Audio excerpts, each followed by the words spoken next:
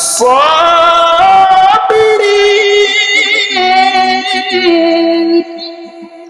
ইসমাইল নবী ডাক দিয়ে কই, বাবা যান, আপনি স্বপ্নের মধ্যে যা দেখেছেন তাড়াতাড়ি করেন, তাড়াতাড়ি করেন, আমি ইনশাআল্লাহ ধৈর্যকারীদের মধ্যে আমাকে পেয়ে যাইবেন। সুবহানাল্লাহ। এই ছোট বয়সে ইসমাইল কেমন ছিলেন? ইসমাইল তার বাবার কথা শুনিয়া সঙ্গে সঙ্গে রাজি হয়ে গেলেন। এরে আল্লাহর গোলাম, আল্লাহ পাক ইব্রাহিম নবীকে এত পরীক্ষা করেছেন, সন্তান দিয়ে তিনাকে পরীক্ষা করেছেন। আলহামদুলিল্লাহ,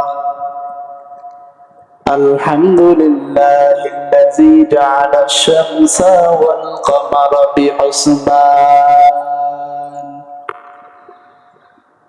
ওয়ান নাজমা ওয়াশ-শাজারা ইয়াসজুদান وفضل زمانا على زمان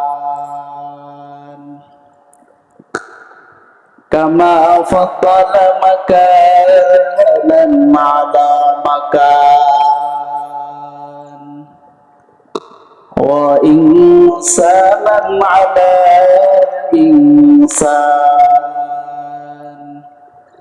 ونشهد أن لا إله إلا الله وحده لا شريك له لا ضد له ولا ند له ولا مثل له ونشهد أن سيدنا وسندنا وحبيبنا وحبيب ربنا وطبيب قلوبنا ومولانا محمدا عبده ورسوله أعوذ بالله من الشيطان الرجيم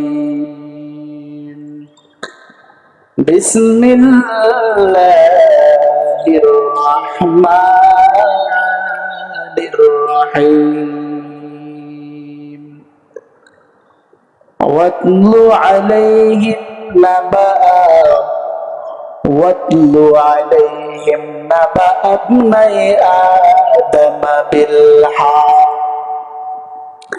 إذ قربا قربانا فتقبل من أحدهما ولم يتقبل من الآخر وقال رسول الله صلى الله عليه وسلم لا طاعة لمخلوق في معصية الخالق أو كما قال النبي عليه الصلاة والسلام الحمد لله আল্লাহ পাক রব্বুল আলামিনের দরবারে অসংখ্য অগণিত শুকরিয়া যে মহান রব্বুল আলামিন আমাদেরকে দুনিয়ার সমস্ত ফিতনা থেকে বাছাই করে আমাকে এবং আপনাকে আল্লাহর ঘর মসজিদে আসিয়া কিছু কথা বলা এবং শোনার মতো সেই হিম্মত এবং ধৈর্য তৌফিক দান করেছেন। এই জন্য শুকরিয়া আদায় করি আলহামদুলিল্লাহ।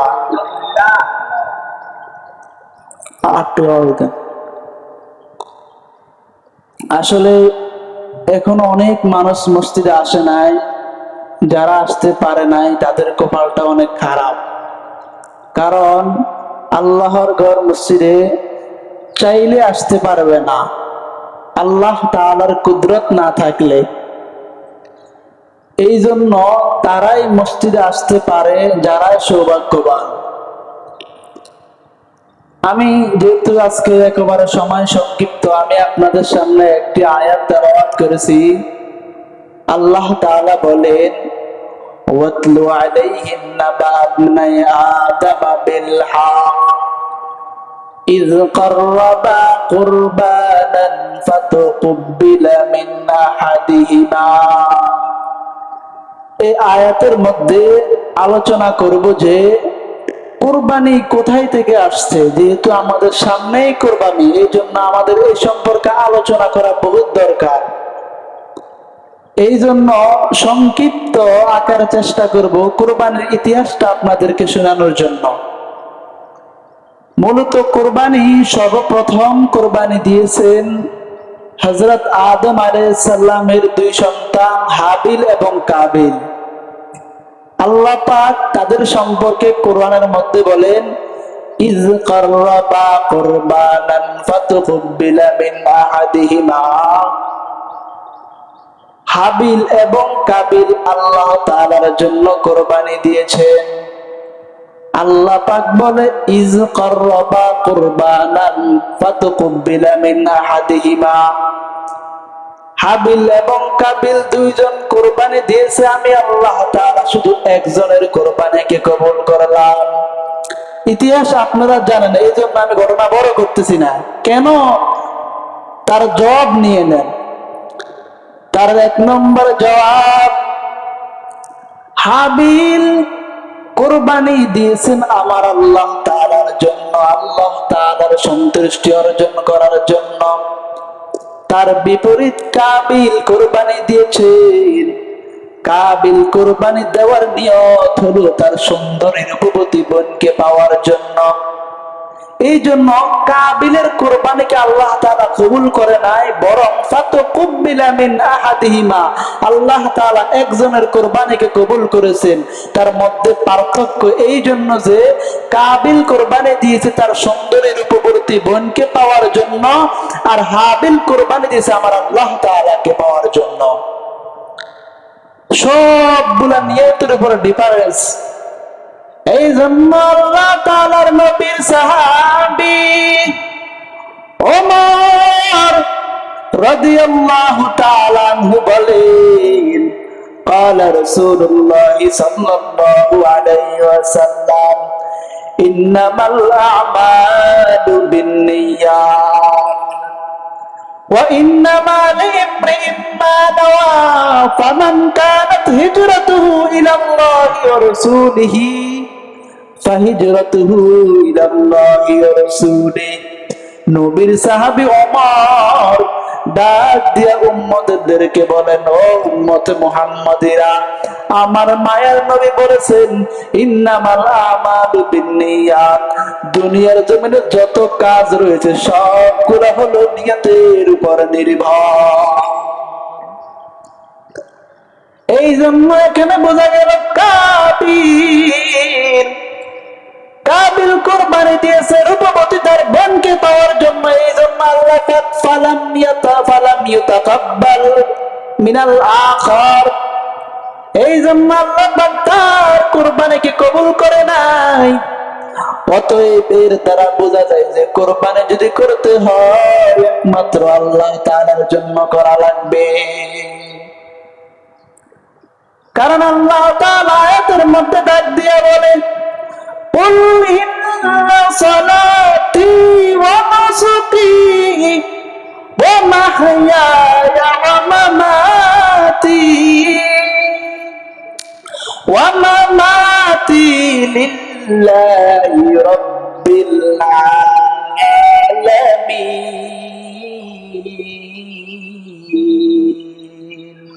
আল্লাহ পাক বলে, এই বান্দা, আমার নামাজ, আমার কুরবানি, আমার হজ, আমার যাকাত দুনিয়ার আর কারো জন্য হবে না, একমাত্র আল্লাহর জন্য সবকিছু হবে, ঠিক কিনা? দুনিয়ার জমিনে আপনি যা করবেন সবকিছু একমাত্র আমার আল্লাহর জন্য হবে, দুনিয়ার কাউকে দেখানোর জন্য হতে পারবে না। আরে মুসলমান, সংক্ষিপ্ত আকারে ঘটনা বলতে চাই। বর্তমান কোরবানি কোথায় থেকে আসলো এটা জানতে হবে আমাদের। বলে বর্তমান কোরবানি আসছে আমাদের ইব্রাহিম নবী আলাইহিস সালামের থেকে। ইব্রাহিম নবীকে আল্লাহ পাক বড় বড় 4টা পরীক্ষা করেছেন, এর মধ্যে থেকে একটা অন্যতম পরীক্ষা হলো আল্লাহ তাআলা ইব্রাহিম নবীকে 86 বছর হয়ে গেল একটা সন্তান দান করেন নাই, একটা কন্যা সন্তান দান করেন নাই, একটা ছেলে সন্তান দান করেন নাই। তার কারণ কি জানো নি? মুহাব্বতের কারণে আল্লাহ পাক ইব্রাহিম নবীকে বড় বড় পরীক্ষা করেছেন। আরে আল্লাহর গোলাম, আজকে তো আমাদের বিবাহ 2 বছর না হইতে 3 বছর না হইতে যদি সন্তান না হয়, বাবার দরবারে দৌড়াও, বাবার থেকে তাবিজ নেওয়ার জন্য পাগল হয়ে যাও। ওইদিকে ইব্রাহিম নবী একদিন আল্লাহর কাছে ডাক দিয়ে বলে, রব্বি হাবলি মিনাস সালিহিন, ও আমার প্রতিপালক, আমাকে একজন সৎ নেককার, আমাকে একটা পুত্র দান করো। আল্লাহ পাক ডাক দিয়ে কয়, আমি ইব্রাহিমের দোয়া কবুল করে নিয়েছি, এই জন্য আল্লাহ পাক ডাক দিয়ে কয়, ফাবাশশারনাহু বিগুলামিন হালিম, আমি আল্লাহ তাআলা ইব্রাহিম নবীকে একজন সৎশীল সন্তানের সুসংবাদ দিয়ে দিলাম। সুবহানাল্লাহ। মুখ খুলবেন কেন? সুবহানাল্লাহর আওয়াজগুলো দিলে তো পুরো আসমান এবং জমিনের মধ্যে যত খালি জায়গা রয়েছে সবগুলা নেক দ্বারা ভর্তি করে দেয়, কিন্তু আমাদের গাফলতির কারণে আমরা বলতে পারি না। 2টা শব্দ মাত্র। আর নবীদের সম্পর্কে যখন কোনো কথা বলা হয়, তাদের শান, তাদের মর্যাদাকে রক্ষার তো অন্তত সুবহানাল্লাহ বলা দরকার। এবার ইব্রাহিম নবীর দোয়া আল্লাহ পাক কবুল করে নিয়েছেন। আল্লাহ পাক ডাক দিয়ে বলে, ফাবাশশারনাহু বিগুলামিন হালিম, এই ইব্রাহিম, আমি আল্লাহ তাআলা তোমাকে একটা সন্তানের সুসংবাদ দিয়ে দিলাম। 86 বছর পরে একটা সন্তানের সুসংবাদ পেয়েছেন। কেমন ধৈর্য ধারণ করেছেন ইব্রাহিম নবী। ইব্রাহিম নবীর সন্তান হয়েছে, কারণ আমাদের যখন একটা সন্তান হয় আমরা কত মহাব্বত করি, কত আদর করি, কত যত্ন করি। কোন বান্দার যদি 86 বছর পরে একটা সন্তান হয়, বুঝে নেন কতটুকু মহাব্বত তার মধ্যে পয়দা হয়ে যায়। ইব্রাহিম নবী এরপর আল্লাহ পাক তাকে একটা সন্তান দিয়েছে। ফালাম্মা বালাগা সাইয়া, যখন ফালাম্মা বালাগা সাইয়া, যখন তার সন্তান ইসমাইল হাঁটার উপযুক্ত হয়েছে, আল্লাহ পাক তিনাকে পরীক্ষা করা শুরু করে দিলেন। আল্লাহ তাআলা ইব্রাহিম নবীকে স্বপ্নের মধ্যে তাকায় দেখেন, বন্ধু, তুমি তোমার সন্তানটাকে আমার জন্য কুরবান করে দাও। আল্লাহর নবী ইব্রাহিম এই স্বপ্নটা কয়েকদিন দেখছেন। দেখার পর একদিন তার সন্তানকে ডাক দিয়া বলে, قال إني أرى في المنام أني أذبحك فانظر ماذا ترى। ইব্রাহিম নবী তার আদরের সন্তানকে ডাক দিয়ে বলে, ও ইসমাইল, তুমি একটা কথা শুনবানে। বলো, কি বাবা? বলে, আমি স্বপ্নের মধ্যে দেখতেছি আমি তোমাকে জবাই করতেছি। ইসমাইল নবী এই কথা শুনিয়া তার বাবাকে ডাক দিয়া বলে, রে বাবা, কারণ ইসমাইল নবী জানতেন নবীদের স্বপ্ন কখনো ব্যর্থ হবে না। এই জন্য ইসমাইল নবী কেমন ছিলেন, তার বাবাকে ডাক দিয়া বলে, ক্বালা ইয়া আবাতি ইফআল মা তু'মার সাতাজিদুনি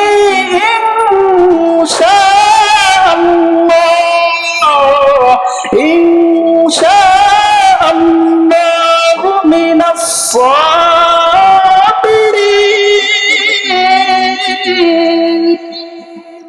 ইসমাইল নবী ডাক দিয়ে কই, বাবা যান, আপনি স্বপ্নের মধ্যে যা দেখেছেন তাড়াতাড়ি করেন, আমি ইনশাআল্লাহ ধৈর্যকারীদের মধ্যে আমাকে পেয়ে যাইবেন। সুবহানাল্লাহ।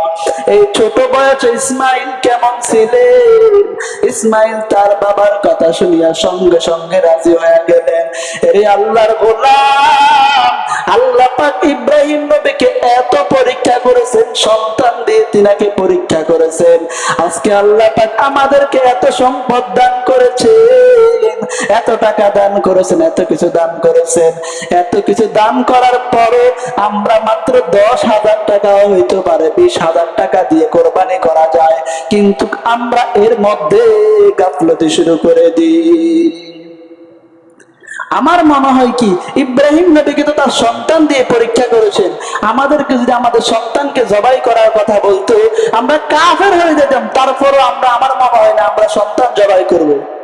কিন্তু আল্লাহ পাক আমাদেরকে এত বড় পরীক্ষা করেন নাই।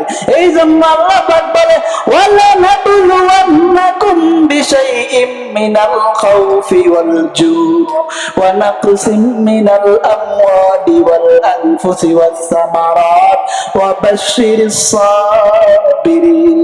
আল্লাহ পাক বলে আমি তোমাদেরকে ভয় এবং ক্ষুধা দ্বারা তোমাদেরকে পরীক্ষা করব, তোমাদেরকে মালের দ্বারা পরীক্ষা করব। বান্দা যদি তুমি উত্তীর্ণ হতে চাও আমার আল্লাহর জন্য সবগুলা ব্যয় করে দাও। তাহলে কি বুঝলাম? কোরবানির গুরুত্ব অনেক অনেক ফজিলত। সময় সংক্ষিপ্ত, একেবারে পরিপূর্ণ ঘটনা বলাও সম্ভব না। আবার আজকের একটা বিষয় পয়েন্ট আলোচনা রয়ে গেছে, সেটা হলো জিলহজ মাস। জিলহজ মাস সম্পর্কে কিছু গুরুত্বপূর্ণ কথা বলবো, 5 মিনিট শেষ করে দেবো, 2 মিনিটে, একটু খেয়াল করবেন।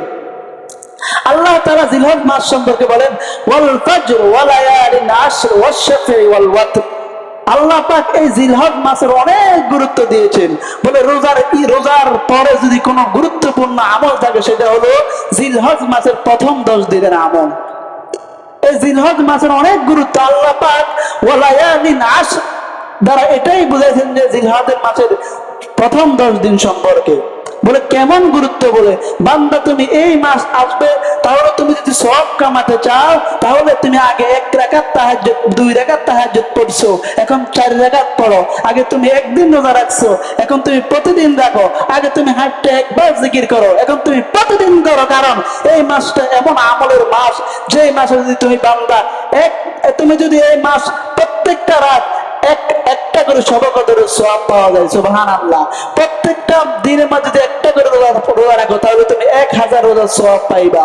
আরেকটা আমল হলো বান্দা যারা কুরবানি দিবেন তাদের জন্য একটাই আমল, সেটা হলো আপনাদের যাদের নখ, চুল, আপনাদের ইত্যাদি আরো কত চুল রয়েছে, এই চুলগুলো আপনারা আজকেই কেটে নেবেন। কারণ এই 10 দিন আমরা চুল, নখ কিছুই কাটবো না। কারণ হুজুর সাল্লাল্লাহু আলাইহি ওয়াসাল্লাম হাদিসের মধ্যে বলেছেন, যদি তুমি তোমার চুল, নখ এগুলো যদি ইত্যাদি না কেটে তুমি এই 10 দিনের মধ্যে বেঁচে থাকো তাহলে আল্লাহ তাআলা তোমাকে অনেক সওয়াব দান করবে। সুবহানাল্লাহ।